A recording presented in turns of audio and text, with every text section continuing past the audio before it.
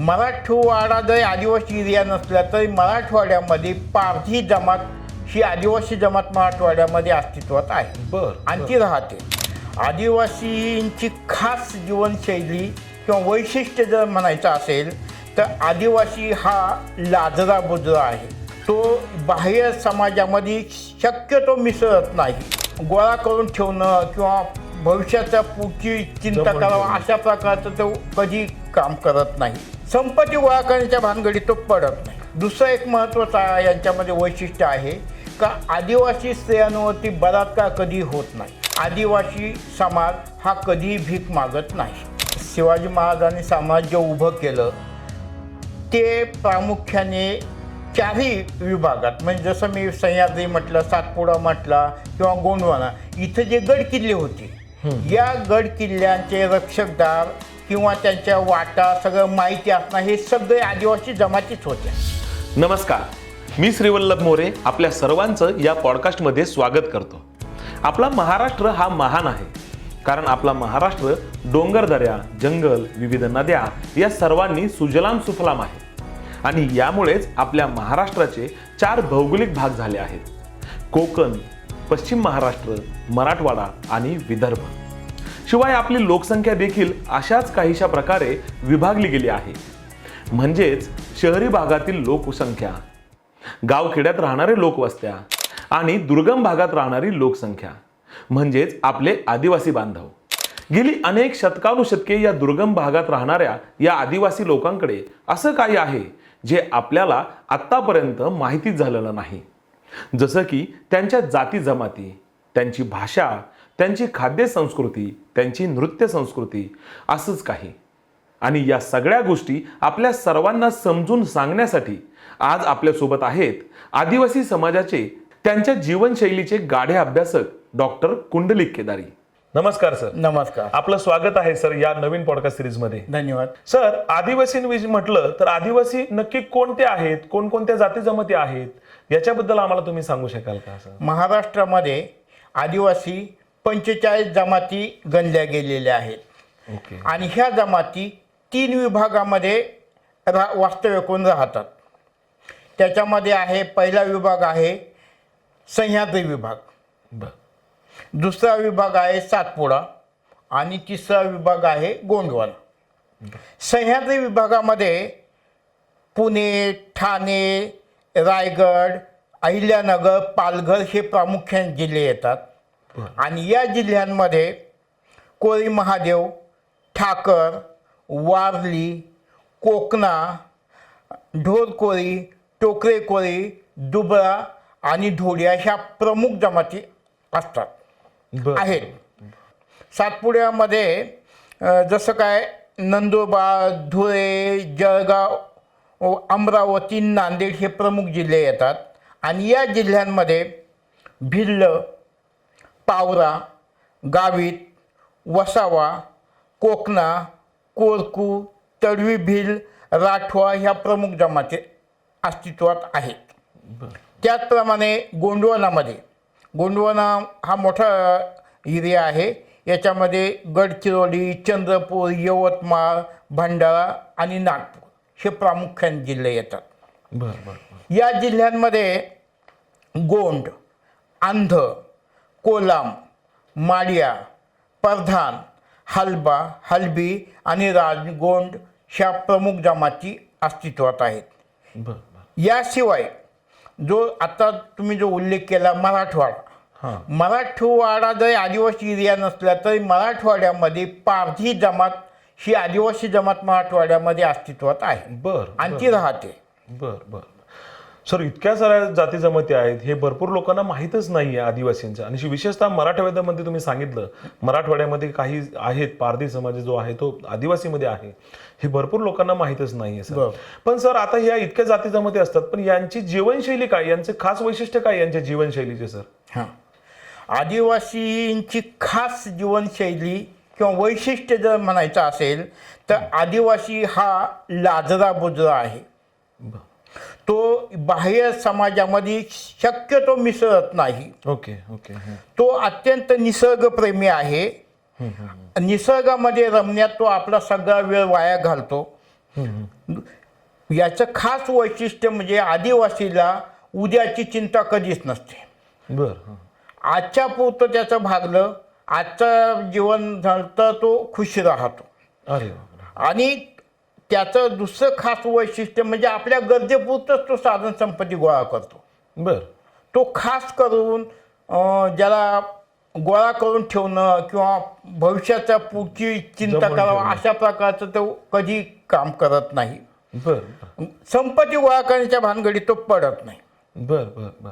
दुसरं एक महत्त्वाचं यांच्यामध्ये वैशिष्ट्य आहे का आदिवासी स्त्रियांवरती बलात्कार कधी होत नाही. बर.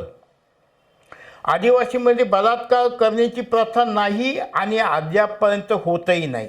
वा, क्या बात आहे. दुसरी आणखी एक महत्त्वाची गोष्ट असे, आदिवासी स्त्रीला पती जर पसंत नसेल बर.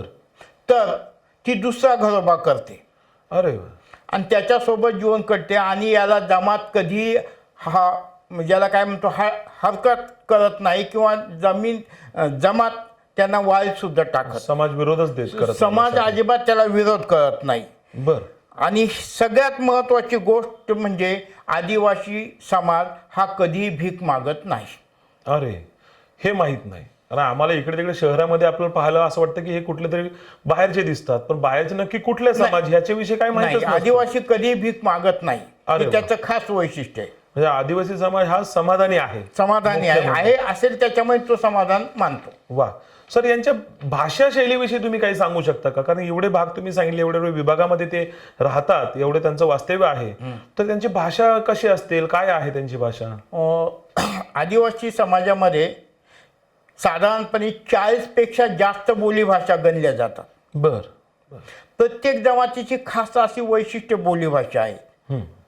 ती एक दुसऱ्यासारखी नाही. बर.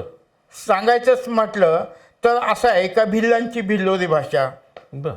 गोंडांची गोंडी बोली, कोळी महादेवांची मावळी बोली, वारली जमातींची वारली बोली, अंधांची अंध बोली, हलबांची हलबी बोली, कातकरांची कटोरी किंवा कातकरी बोली. त्याचप्रमाणे मल्हारकोळ्यांची कोरकूंची कोरकू बोली, याचबरोबर पारधींची पारधी बोली, परधानांची गोंडी बोली, माडियांची माडिया बोली. अशा प्रकारे प्रत्येक जमातीची त्यांच्या नावावरून असे बोलीभाषा वेगवेगळ्या आहेत आणि ती त्याच बोलीभाषेमध्ये बोलतात. सर, हे एकत्र पण राहतात का? हे वेगवेगळ्या भाषेची वेगवेगळ्या जमाती ज्या आहेत एकत्र नाही राहत ना? नाही, हे बरेच एकत्र राहू शकतात. आता समजा गोंडवनामध्ये आहे, गोंडवनामध्ये जसे अंध आहेत, कोरकू आहेत, पण अंधांची बोलीभाषा वेगळी, कोरकूंची भाषा वेगळी आहे. मग त्यांचं कम्युनिकेशन कसं होत असेल? त्यांचं साधारणपणे भाषेच्या बदल्यात असं म्हटलं जातं की दर 5 मैलावरती भाषा बदलते. बरं. त्याच्यामुळं त्या एरियामध्ये ती भाषा थोडीफार फरकाने ती बदलत राहते. पण त्यांच्यात एकमेकांना समजते, कम्युनिकेशन होतं, त्यांच्याबद्दल ती एकमेकाला समजून घेतात. बरं. मग सर, हे धार्मिक सण कशा पद्धतीने साजरे करतात? त्यांचे धार्मिक सण नक्की कुठले कुठले आहेत? आदिवासींचे काही धार्मिक सण हे कॉमन आहेत. उदाहरणार्थ सांगायचंच म्हटलं, दिवाळी, दसरा, होळी, हे जे सण आहे आदिवासी जमातीचे कॉमन सण आहेत.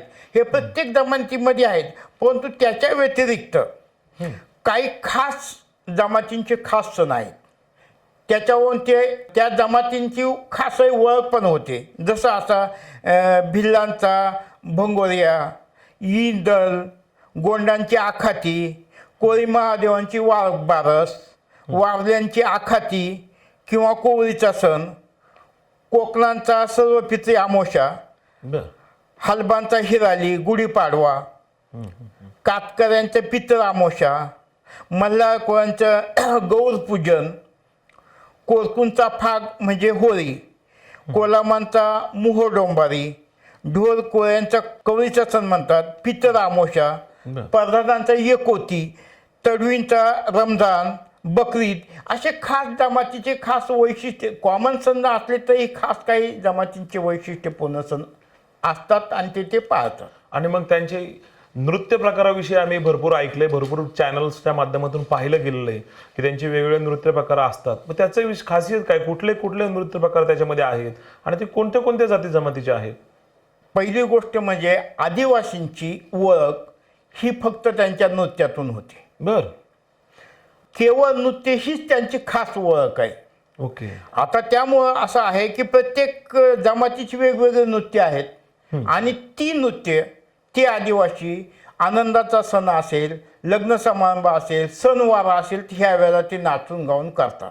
त्याच्यामध्ये असं आहे का भिल्लांचा होळी नृत्य, दिंडन नाच, गोंडांचा ढेमसा नाच, रेला नाच, वारली ढोलकोळींचा तारपा, धुमसा नाच, मांडोळ नाच, कोकणांचा पावरी ढोल नाच, कोळी महादेवांचा ढोल नाच, टिपरी नाच, अंधांचा दांडा, बर. मल्हारकोळींचा कांबड नाच, घोर नाच, परदारांचा ढेमसा नाच, झुलवा नाच, माडियांचा रेला नाच, बर.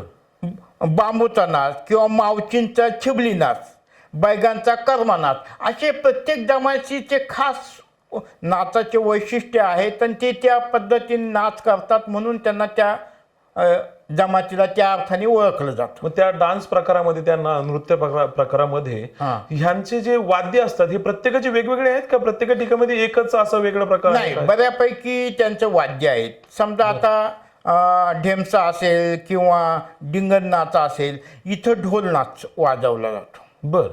काही याच्यामध्ये ज्याला तंतुवाद्य म्हणतात. बर. तंतुवाद्य म्हणजे घांगरी किंवा तुंतुन ओके. असे ना त्या याच्यामध्ये वाजवली जातात. काही मध्ये सूर नाच म्हणजे जसा तारपा. हा, तारपा विषय आम्ही खूप पाहिलं गेलं आहे आणि तो समोर येतो आमच्या जास्तीत जास्त. तारपा म्हणजे सूर नाच आहे. त्याच्यामुळे अनेक वेगवेगळ्या प्रकारचे तारपा आहेत आणि वेगवेगळ्या प्रकारच्या सुरावाट्यातून तो नाच गायला जातो, लोकांना एक धुंद करून सोडतो. असं त्यांचे खास वैशिष्ट्य आहे. बरोबर. आणि त्यांच्या जीवनशैलीची काय खास असे काय वैशिष्ट्य आहेत की त्यांच्या जीवनशैलीमध्ये असे काय वेगवेगळे प्रकार त्यांना आढळतात आपल्याला की ह्या जमातीमध्ये हे असे जगतात, त्या जमातीमध्ये ते तसे जगतात, किंवा त्यांचे काही पेहरावामध्ये काही बदल आहे का? नाही, पेहरावामध्ये जर बोललं जातं ते पारंपरिक वेशभूषा आणि आताच्या वेशभूषेमध्ये बराचसा फरक पडायला लागलेला आहे. कारण त्यांचे वस्त्र नेसण्याची पद्धत ही प्रत्येकाची वेगळी आहे. ओके. त्यांचे साड्यांचे प्रकार वेगळे आहेत. प्रत्येक जमातीचे खास असं वैशिष्ट्य आहे. जसं सह्याद्री विभागामध्ये साधारण लुगडं हा एकमेव पेहराव आहे. त्याच्यावरती ब्लाऊज किंवा काय जे पोलकं ज्याला म्हणतो असं असेल किंवा चोळी असा जो प्रकार आहे. परंतु तोच याच्यामध्ये सातपुड्यामध्ये जर गेला तर तिथं साड्यांचे प्रकार वेगळे आहेत, दागिन्यांचे प्रकार वेगळे आहेत. ह्या प्रत्येक जमातीचं पारंपरिक जी वेशभूषा आहे ती वेगवेगळी आहे आणि हेच तर त्या जमातीचं खास वैशिष्ट्य पण मानलं जाते. बरोबर. सर, ह्या सगळ्या प्रकारामध्ये हा सर्व जो आदिवासी समाज बांधव आहे हा डोंगर दऱ्यांमध्ये राहतो. बरोबर. आणि पूर्वीपासून राहतो, शतकानुशतक राहतो. छत्रपती शिवाजी महाराजांनी जे स्वराज्य स्थापन केलं त्यावेळेस यांची खूप मदत झाली असणार आहे. नक्कीच. पण यांच्याविषयीची काही अशी ऐकीव माहिती येत नाही की अमुक अमुक आदिवासी यांनी ह्या महाराजांच्या खूप महत्वाचा मावळा होता किंवा असे काही प्रकार आम्हाला कधी कानावर आले नाही. याच्याबद्दल काय सांगू शकाल? खरं तर शिवाजी महाराजांच्या शिवाजी महाराजांनी साम्राज्य उभं केलं ते प्रामुख्याने चारही विभागात, म्हणजे जसं मी सह्याद्री म्हटलं, सातपुडा म्हटला किंवा गोंडवाना, इथं जे गड किल्ले होते या गड किल्ल्यांचे रक्षकदार किंवा त्यांच्या वाटा सगळं माहिती असणं हे सगळे आदिवासी जमातीच होत्या. बर. कारण शिवाजी महाराजांना प्रत्येक गड किल्ल्याची माहिती असणं शक्य नव्हतं. मग ते स्थानिक तिथलच्याच ह्या आदिवासींना त्याचा उपयोग करून त्यांची माहिती घेऊन हे करायचं. परंतु दुर्दैवाची गोष्ट अशी आहे का ह्या सगळ्या गोष्टी म्हणजे इतिहासकारांनी त्याची कुठेही नोंद घेतली गेली नाही. आदिवासी पूर्णपणे वंचित राहिला गेलेला आहे. आजही इतिहासकारांसमोर म्हणजे फार मोठं आव्हान आहे. जर असा इतिहास त्यांनी थोडासा शोधून काढला तर निश्चितपणे आदिवासी जमातीला एक फार मोठं आधार मिळेल किंवा त्यांची ओळख आणखी दृढ होऊ शकते. ते मला असं वाटतं इतिहासकारांनी करावं, कारण आदिवासीमध्ये शिकलेलीच माणसं नव्हती. त्यांचं स्वतःचं लिखाण तर कधीच होत नव्हतं. मग त्यांचा इतिहास कोण लिहिणार, ही खरी खंत आहे. बरोबर. सर, आता ज्या पद्धतीने सरकार किंवा काही गोष्टी सरकारही म्हणू शकतो आपण की जंगल ॲक्वायर होणं, जंगल तोड होणं, यासाठी काही आदिवासी बांधव कारणीभूत ठरतात का? यांच्या जीवनावर काही त्याच्यामुळे फरक पडतोय? खरं म्हटलं तर काय झालंय का आदिवासी जंगल, जमीन आणि पाणी याचं संरक्षण करता आदिवासीच आहे. आजही त्याच्यावरती ते प्रेम करतात, जतन करतात. परंतु शासन, आता हे शासनानं त्यांना विस्थापित करायला सुरुवात केली. साधी गोष्ट समजून सांगायची तर मोठमोठ्या खाणी हे आदिवासी एरियात जंगलातूनच काढल्या जातात. मोठमोठे प्रोजेक्ट आदिवासींची जंगलं तोडून तिथं उभारले जातात. बरोबर. पाण्याचे साठे किंवा धरणं जे आहेत तर ही मॅक्झिमम आदिवासींच्या एरियामध्येच बांधली जातात. त्याचा पाण्याचा साठा इथं लोकांना मिळतो, पण ही तिथं असे बांधल्यामुळे ती विस्थापित आदिवासी झालीत. आणि विस्थापित झालेला आदिवासी दुसऱ्या ठिकाणी राहू शकत नाही. बरोबर. कारण त्याला त्या निसर्गाची जे नातं आहे ते तो बाहेर कुठल्याही चांगल्या ठिकाणी दिलं तर तो राहू शकत नाही. त्यांच्यामुळे सगळ्यात मोठं आव्हान आदिवासींसमोर उभं राहिलेलं आहे, विस्थापनाचं. सर, तुम्ही खूप आदिवासींसाठी खूप चांगलं काम करतायत. जसं तुम्ही एक संस्था पण स्थापन केली आहे, बहुरंग म्हणून. हो. तर त्याच्यामार्फत तुम्ही काय करता सर? त्याच्याविषयी थोडी आम्हाला माहिती द्या सर. बहुरंग ही पुण्यातीलच नव्हे तर महाराष्ट्रातील एक संस्था आहे. बर.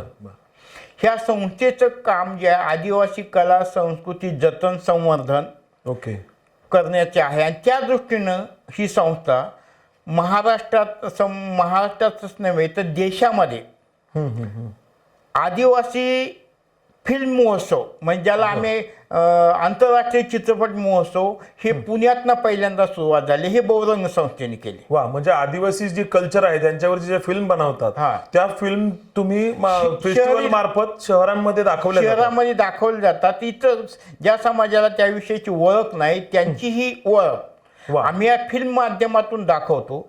एवढंच नाही तर आदिवासींच्या काही समस्या ह्या आम्ही करतो. वा, खूप चांगले उपक्रम करतात. सर, तुम्ही संस्थेमार्फत काही शासकीय योजना आदिवासींपर्यंत पोहोचवण्याचाही काय असा उपक्रम करता का? आम्ही जनजागृती आदिवासींमध्ये करण्याचा मुख्य प्रयत्न करतो. परंतु शासन हे आदिवासींपर्यंत जुजबी योजना फक्त नेतं. परंतु आदिवासींची कला संस्कृती जोपासावे याच्यासाठी गव्हर्नमेंटने खास असं काही केलं गेलेलं नाही. आणि ही फार गरज आहे. म्हणून आम्ही आदिवासी कला संस्कृती जतन करावे याच्यासाठी संपूर्ण महाराष्ट्रात प्रयत्न करतो. त्या जमातीमधले ते वैशिष्ट्य ते जतन करावं म्हणून आम्ही जनजागृती पण करत असतो. आणि त्यातलाच हा एक भाग आहे आदिवासी फिल्म महोत्सव. सर, तुम्ही चित्रपट निर्माते म्हणून पण काम केलंय. त्याच्यामध्ये तुम्ही काही चित्रपट निर्मिती पण केली. जसं तुम्ही काही वा पैलवान आहे, पेसा कायद्याबद्दल मी खास त्याच्यावर तुम्ही एक फिल्म केलेली आहे. आत्मबोध, एक नक्षलेट एरियामध्ये जाऊन तुम्ही तिथे एक फिल्म केली आहे की ती कशा पद्धतीने आहे त्याच्याबद्दल थोडं सांगू शकाल का सर? पहिली गोष्ट अशी आहे का पेसा कायदा जरी 1996ला निर्माण झाला, परंतु तो महाराष्ट्रात याला 2015 साल उजाडला. अरे बापरे. आणि पेसा कायद्याची सर्वसामान्य महाराष्ट्राला माहिती नव्हती. त्यातला आदिवासी बहुल एरियाला तर अजिबात माहीत नव्हती. मग तो पेसा कायदा म्हणजे काय आहे, त्याच्यातून काय सवलती मिळू शकतात आणि काय करता येऊ शकतं याच्यासाठी जनजागृत व्हावा म्हणून मी आमच्या गावात आम्ही सरकार हा एक लघुपट बनवला. गाणी आणि सगळ्या माध्यमातून तो फार लोकांना आवडला सुद्धा. एवढ्या पुरतच आम्ही थांबलो नाही.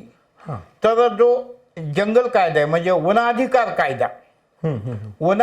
कायदा लोकांना कळावा, जनजागृती व्हावा आणि वन हक्क आपण कसे मिळवू शकतो किंवा आपलेच वन हक्कासाठी आपण कसं भांडू शकतो यासाठी नवे क्षितिज म्हणून आम्ही वन हक्कावरती पण एक लघुपट बनवला. वा. तो पण महाराष्ट्रात फार आवडला. याच्याशिवाय हां दवंडी गीत म्हणा, पेसा गीत म्हणा, अशा अनेक लघुपटाच्या माध्यमातून आम्ही सादर केले आणि ते सर्वसामान्यांपर्यंत पोहोचणं असा केला. परंतु आजपर्यंत सुद्धा पेसा जनजागृती होण्यासाठी शासनाने काही खास असं काही केलेलं नाही आणि करण्याच्या इच्छा पण त्यांच्याकडे दिसत नाही. मी 13 जिल्ह्यात पेसा कायद्याबद्दलची जनजागृतीचा कार्यक्रम घेतो. अनेक लोकांचे अनेक त्याबद्दलचे प्रश्न ते सोडवण्याचा प्रयत्न करतो, परंतु शासनाने याची अद्यापर्यंत कधीही दखल घेतली गेलेली नाही. अर्थात आम्ही तो फार त्याच्याकडे लक्ष देत नाही. आम्हाला जे करायचं ते आम्ही करत राहतो आणि तो जास्तीत जास्त लोकांपर्यंत पेसा कायदा कसा पोचता येईल आणि त्याचा ते लाभ कसा घेईल ही एक आमची त्याच्या मागची संकल्पना आहे आणि ती आम्ही चालू ठेवली. सर, तुम्ही आता या फिल्मच्या चित्रीकरणाच्या कामानिमित्त तुम्ही या दुर्गम भागात फिरला आहात. हो. तर आमच्याकडनं थोडं कुतूहल म्हणजे मोहाची दारू हा एक विषय आमच्या समोर एक कुतूहलाचा विषय आहे. याच्यावर काय असं सरकारी प्रतिबंध नाही का तो अलाउड आहे काय नक्की त्याच्याविषयी थोडं सांगाल का? काय नक्की? मोहा याला आदिवासीमध्ये कल्पवृक्ष म्हणतात. मोहाच्या झाडाच्या पानापासून, त्याच्या सालीपासून, त्याच्या फळापासून प्रत्येक गोष्टीचा उपयोग होतो. त्यातला सगळ्यात आकर्षित आणि लोकांच्या कुतूहलाचा विषय म्हणजे मोहाची दारू. बरोबर. मोहाची दारू ही नैसर्गिक फळापासून बनवली जाते. त्याच्यात कुठलेही केमिकल मिक्स केलं जात नाही, म्हणून ती आदिवासींना पण लोकप्रिय आहे आणि बिगर आदिवासींना पण लोकप्रिय आहे. याच्या बदल्यात सरकारी कायदे पण अशा पद्धतीने आहे. असं उदाहरणार्थ आदिवासी बहुल भागामध्ये पेसा कायदा लागू आहे. पेसा कायद्यामध्ये दारू पिण्याला कुठल्याही आदिवासीला मनाई नाही. तो त्याचे पाहुणे असतील, जावळे असतील किंवा त्याचे मित्रमंडळ, तो दारू घरच्या घरी बनवून पिऊ शकतो. त्याच्या बदल्यात काही कुठे शासकीय नियम नाही. फक्त शासनात नियम असा आहे का त्यांनी दारू विकता कामा नये, म्हणजे दारूचा धंदा करता कामा नये. बरं, हा नियम फक्त मोहाच्या दारूपुरताच आहे. बरोबर. हो, बरोबर आहे. इतरत्र दारू तुम्ही नाही आला? नाही, आदिवासी म्हणजे दारू ती समजा असं गृहीत धर का केमिकलची म्हणजे गुळापासून बनवली, काकवीपासून बनवली दारू असेल, ती त्याला घरच्या घरी काढून प्यायला आहे, फक्त विकायला परमिशन नाही. हा कायद्यातली एक थोडी छोटीशी बाजू आहे. सर, आता ह्या सगळ्या गोष्टींमध्ये एक गोष्ट आपली थोडीशी राहतीये, ज्याच्यामध्ये शैक्षणिक दृष्ट्या सरकारी योजनांचा काय लाभ होतोय का आदिवासी पाड्यांमध्ये? शैक्षणिक बाबतीत जर बोललं गेलं तर आता आदिवासी भागातील शैक्षणिक जबाबदारी जे प्रकल्प अधिकारी कार्यालय आहेत त्याच्यातून आदिवासी आश्रम स्कूल याच्यासाठी खास काही सवलती दिल्या जातात, त्यांची व्यवस्था केली जाते. ही फक्त केली जाते.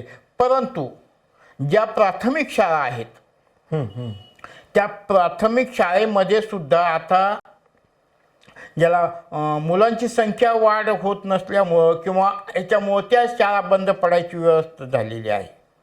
आणि जेमतेम जे आश्रम स्कूल आहे तिथं फक्त लोकांना आधार घ्यावा लागतो, दुसरं काही राहिलं नाही. प्राथमिक शाळांच्या ज्या आहेत जिल्हा परिषद शाळा वगैरे ह्या पटसंख्या अभावी आता शासन हळूहळू बंद करायला लागलेलं आहे. याचा सगळ्यात मोठा तोटा आदिवासींनाच होतो. त्याचं कारण असं आहे की आदिवासी छोटी मोठी खेडी आहेत. जर त्या खेड्यातली एखादी शाळा बंद पडली तर त्याला मैल 2 मैल चालत जाऊन दुसऱ्या शाळेत जायचं ही गोष्ट फार अवघड आहे आणि एवढं शक्यच नसतं. नाही, बरोबर आहे. म्हणून हा जो प्रश्न आहे शैक्षणिक जो प्रश्न आहे तर याच्या बदल्यात आदिवासींकडं शासनाचं दुर्लक्षच होते असं आम्हाला काहीच म्हणायला हरकत नाही, कारण अनेक ठिकाणच्या शाळा बंद केल्या गेलेल्या आहेत. बरं बरं, म्हणजे पटसंख्या कमी असल्यामुळे बंद केल्या गेलेल्या आहेत. बरं, पण ती पटसंख्या वाढवण्यासाठी उपाययोजना करत नाही मात्र. वाढवायचं म्हटल्यानंतर ते अधिवेशनचा उद्योग आहे, पण वाढवायचं म्हणजे काय, ती शाळेची क्वालिटी जर चांगली त्याच ठिकाणी असेल तर लोक येणार ना. येणार, बरोबर. 2 मैल चालून जाणे शक्य नसतं लहान मुलांना, पहिली दुसरी तिसरीच्या मुलांना ते शक्यच नसतं. म्हणून त्या गाव पाड्यामध्ये शाळा असली पाहिजे. कमी पटसंख्या असली तरी शासनाने तिला प्रोत्साहन दिलंच पाहिजे. दुसरं त्याच्याशिवाय आदिवासींचा विकास होणार नाही. धन्यवाद सर, खूप चांगलं वाटलं तुमच्याबरोबर बोलून. खूप काही गोष्टी आम्हाला उलगडल्या, तुम्ही काही समजून सांगितल्या, त्याबद्दल खूप खूप धन्यवाद. सर, तुम्हाला एक फक्त विचारायचं आहे, तुम्हाला जर का काही मेसेज द्यायचा असेल आपल्या प्रेक्षकांना, तर तुम्ही नक्कीच आपल्या प्रेक्षकांना एक मेसेज द्या. प्रेक्षकांना मला खास आवर्जून सांगावंसं वाटतं की आदिवासी म्हणून आपण जर आम्हाला समजून घेत असाल तर पहिली गोष्ट शासनाला आहे. शासनाने आदिवासींची ओळख पुसली जाऊ नये. त्यांची ओळख पुसली जाऊ नये. आदिवासी कला संस्कृती जतन संवर्धनसाठी जास्तीत जास्त सोयी सुविधा उपलब्ध करून द्याव्यात. प्रेक्षकांच्या बाबतीत जर बोलायचं झालं तर प्रेक्षकांना एक नम्र विनंती आहे.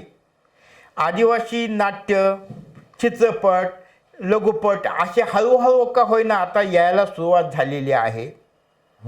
आवर्जून प्रेक्षकांनी ते पहा. त्याच्यातून सांगण्यासारखं आमचे आदिवासी कलावंत प्रयत्न करतातच, परंतु एक वैशिष्ट्यपूर्ण ते नाट्यकृती, रंगकृती आहे, ही आवर्जून पाहावा एवढीच माझी विनंती आहे प्रेक्षकांना. ठीक आहे सर, धन्यवाद. धन्यवाद. तुम्ही इथं आलात, खूप खूप धन्यवाद सर. धन्यवाद. आदिवासी समाज म्हणजे केवळ जंगलात राहणारे लोक नव्हेत, तर ते आहेत आपल्या निसर्गाचे रक्षक, परंपरेचे वाहक आणि आपल्या संस्कृतीचा जिवंत वारसा. त्यांच्या कथा, त्यांच्या गाणी, त्यांची जीवनशैली हे सगळं जपणं आपली जबाबदारीच आहे. कारण जेव्हा आपण आपल्या मुलांना विसरतो तेव्हाच आपली ओळख हरवते. डॉक्टर कुंडलिक केदारी यांच्याकडून आज मिळालेली ही माहिती आपण मनात साठवून ठेवूया आणि आदिवासी संस्कृतीचं महत्त्व आपल्या पुढच्या पिढ्यांपर्यंत पोहोचूया. तोपर्यंत जय महाराष्ट्र.